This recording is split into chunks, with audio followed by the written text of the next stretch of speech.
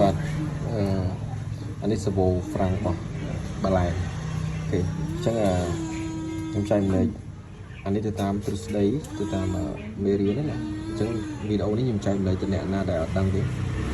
ទៅទៅមួយបងប្អូនឲ្យទៅចូលរៀន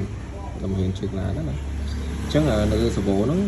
អូខេខ្ញុំនិយាយតែតាក់ទងមួយប្រព័ន្ធខ្យល់ទេអញ្ចឹងយកឃើញមានតាយោនេះមួយអានេះគេហៅតាយោ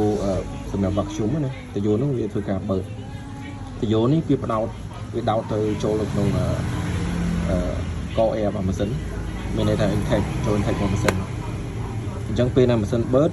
ម៉ាស៊ីនធ្វើការវាបើកខ្យល់ដើម្បីបើកសាប៊ូនេះឲ្យពេលដែលយើងចន់ហ្វ្រាំងទៅធូរតែយើងឆ្ងល់ថាមានអានេះគេហៅក្លាប់ពេឬក៏វ៉ាល់អញ្ចឹងអានេះគេហៅថា one way valve អញ្ចឹង one way valve តួនាទីរបស់វាដូចគ្នាទេដូចទាំងប្រព័ន្ធផ្សេងគាត់ថាអានេះសម្រាប់ខ្យល់អញ្ចឹង one way valve ហ្នឹងគឺពេលណាដែលម៉ាស៊ីនបើកគឺវាជួយទប់មានឲ្យអត់ឲ្យខ្យល់ហ្នឹងត្រឡប់ទៅវិញទេត្រឡប់ប្រជ្រះទៅវិញទេគឺបើកមកបានតែទៅវិញអត់បានទេអញ្ចឹងវាជួយទប់ឲ្យសាប៊ូហ្នឹងកុំឲ្យធូរអញ្ចឹងកាលណាបើសិនជាវ៉ាល់ឡើងខូចក៏ធ្វើឲ្យការជន់ហ្វ្រាំងរបស់យើងតតែម៉ាស៊ីនឆេះមានតែម៉ាស៊ីនឆេះខ្លាំងម៉ាស៊ីនបើកខ្លាំងបានអាចជន់ហ្វ្រាំងធូរតែបើម៉ាស៊ីន